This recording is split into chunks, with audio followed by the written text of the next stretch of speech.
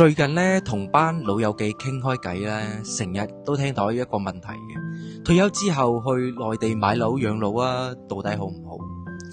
咁其實呢個問題嘅話咧，冇標準嘅一個答案嘅，但係佢的確係俾我哋多咗一個選擇。大家辛苦咗大半世，最想要嘅無非係一份安穩、一份自在啫嘛。咁我識得一個香港朋友啦，佢退休之後咧，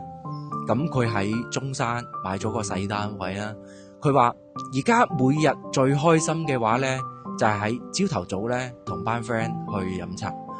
同一班新識嘅一個街坊咧傾下偈，下晝就去街市嗰度買啲新鮮嘅又平嘅一個食材，翻屋企慢慢煲個靚湯。咁佢話咧，呢種嘅感覺咧就叫生活。當然啦，買樓係大事嚟嘅，房價、醫療、交通樣樣都要諗清楚。但係換個角度睇咧，呢啲都係我哋重新規劃人生下半場嘅一個機會啊！你可以當佢係一筆